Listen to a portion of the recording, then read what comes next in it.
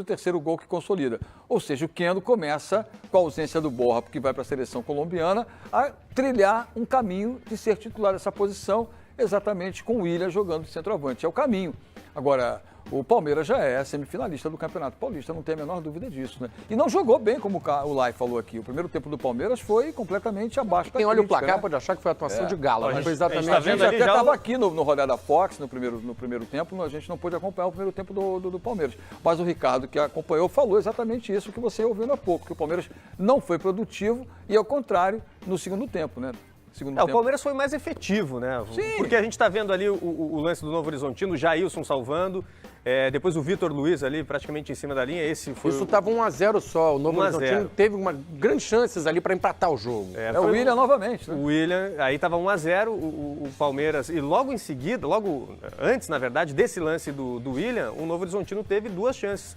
Uma que o Jailson salvou e a outra que o Vitor Luiz quase em cima da linha. Então o Novo Horizontino, ele criou para pelo menos fazer aí 1 ou 2 gols, não foi efetivo. O Palmeiras foi mais efetivo, 3-0, parece 3-0, o Palmeiras jogou muito bem. Não foi assim. O resultado foi excelente, né? Praticamente eliminando a equipe do Novo Horizontino. Eu já diria que não dá para se pensar em Palmeiras perder em casa para o Novo Horizontino.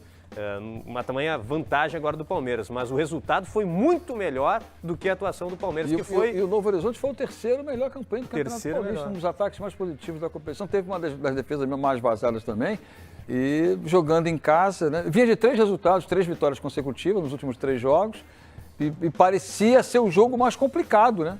Do que foi.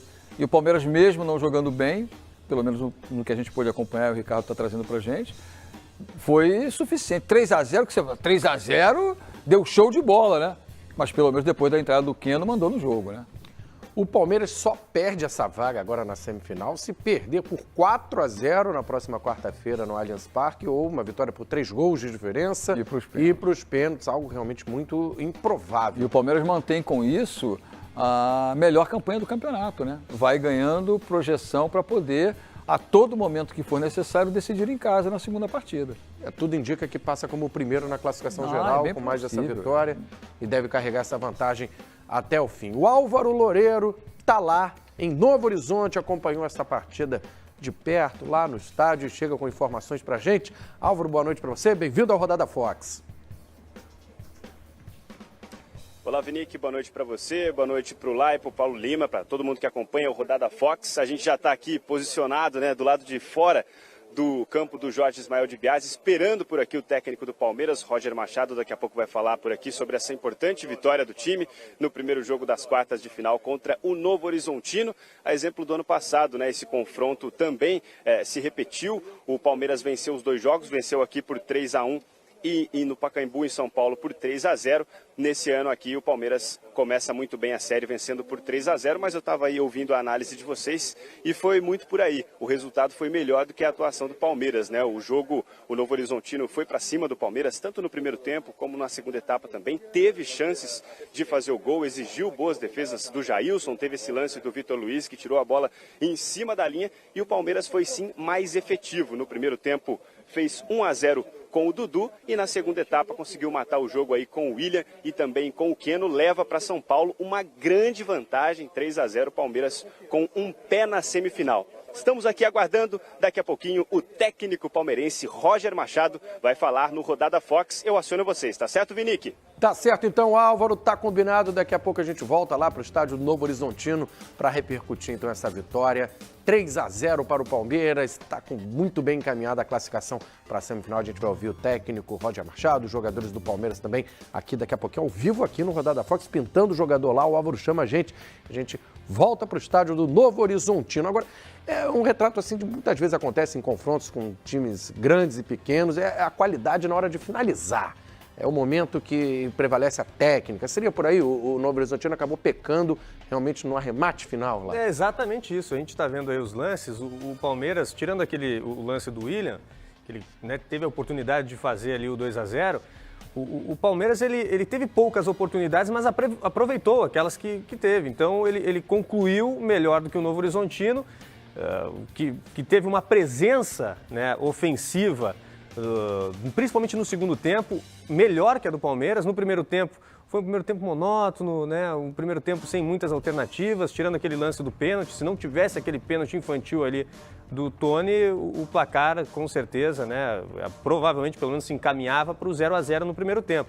Mas o pênalti desestabilizou um pouco a equipe do Novo Horizontino, mas com a superação conseguiu chegar à frente. Mas aí, quando chegou à frente com a falta da qualidade no arremate, aí não conseguiu fazer pelo menos principalmente um gol. Aquela bola que o Vitor Luiz tirou de dentro do gol, né? Porque o atacante teve todas as condições de acertar o pé e pegou meio de peito de pé, meio de leve nela assim, ela vai, né, vai rodando e não ganha força para entrar dentro do gol. Se mete ela de chapa, certamente, conseguiria empurrar dentro do gol, porque o gol estava vazio, né?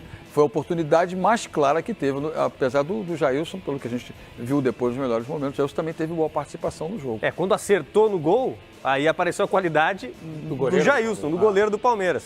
O que faltou ali naquele lance do William, né, que foi o erro que deu certo, o goleiro ali saiu desorientado, tentando adivinhar, antever a jogada, mas o resultado de 3-0 não reflete o que foi o jogo, pelo menos o Palmeiras não teve aquele domínio para fazer o 3-0. Vamos lá acompanhar o Roger, entrevista coletiva com o técnico do Palmeiras. Não, reflete pela estratégia adotada do início ao fim. Claro que a gente não imagina nunca dominar o adversário os 90 minutos, até porque jogo pelas quartas de final do Campeonato Paulista, se enfrentando duas equipes que foram bem, né? A primeira e a terceira colocada. Então é natural ter alternância dos domínios, né? Mas o importante é que a gente fez uma partida sólida, deixando o 0 do placar e conseguindo 3 gols importantes no primeiro jogo dessa decisão. Roger, Palmeiras classificado para a próxima fase, com esse 3-0, dá para adotar esse discurso? Não, nem de forma alguma. Né, de forma alguma. Justamente é isso que a gente não deseja passar por dentro do vestiário. É que o otimismo, né, pelo placar de 3-0 possa entender que a partida está definida e a classificação já está efetuada. Tem o próximo jogo, né, um jogo difícil, contra o adversário que sem dúvida nenhuma, né, vai querer reverter essa vantagem. É claro que nós temos uma vantagem importante, né, mas foi a primeira disputa, né, de 2 jogos. Roger, como é que você está trabalhando a cabeça com essa possibilidade de perder vários atletas? Jailson, Felipe Melo, Dudu, Borja, o próprio Scarpa, e até sobre a mudança do Borja com o Keno, isso foi talvez já para imaginar e projetar esse time aí sem a presença do colombiano que foi convocado? Então, as alternativas são lançadas da cama à medida que a gente tem que ser necessárias. As convocações, as possíveis lesões, as suspensões, isso tudo, né, o nosso grupo assimila e aqueles que têm entrado em campo têm dado retorno. Né, uma coisa de cada vez. Né, quando tiver ausência, assim, do meu otimismo até o último momento de poder utilizar o Scarpa, que não foi possível, também, né, vou esperar as coisas acontecerem, planejando, claro, com antecedência, mas esperando de fato as coisas acontecer para que a gente se preocupe de fato. Né, com uma ausência do Miguel, que já está determinada, né, isso sim, a gente já criou alternativas para isso. Né, agora, né, quanto a outras questões, é o dia a dia, né, o jogo a jogo que dá um feedback melhor para a gente. Roger, como que você recebeu a notícia em relação a Scarpa? Claro que o Palmeiras agora, por mais interessado que seja, não está diretamente envolvido, né?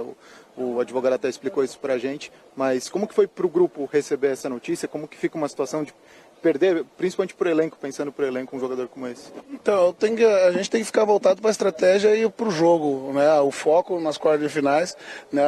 A questão burocrática envolvendo o Scarpa não pode entrar para dentro do campo e não entra porque o objetivo são as quartas de finais. A gente sabe que o atleta está tendo assessoria especializada e importante que vai resolver isso na medida do tempo possível, né? Para que ele esteja conosco novamente, né? Para o atleta, a parte que eu conversei com ele estava com a cabeça boa, né? E sabia que em algum momento poderia haver algum revés, claro que a gente nunca espera, mas a gente trabalha o campo, né? A nossa assessoria jurídica, burocrática, trabalha outras questões e a gente deixa para eles. Roger, eu perguntei para vocês se o Palmeiras estava classificado justamente para emendar uma segunda, esperei os colegas perguntarem, é claro, pelo seguinte: como manter uma equipe dessas com tanta qualidade e de fato superior tecnicamente ao Novo Horizontino, com uma vantagem dessa jogando dentro de casa, motivada? Qual o discurso que você faz no vestiário e durante a semana para mantê-los motivados e concentrados no jogo? A humildade de reconhecer que o adversário tem virtudes. Para mim esse é o mais importante, independente do placar realizado fora de casa, né, existe um segundo jogo. Nós poderíamos estar classificados se o jogo tivesse acabado hoje e fosse uma eliminatória de um jogo só.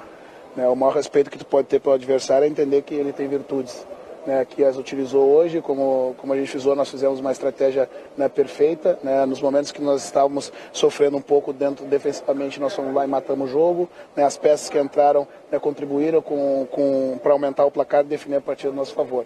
Eu respeito o adversário sempre, entender que não tem nada definido. Eu estava ali ao lado do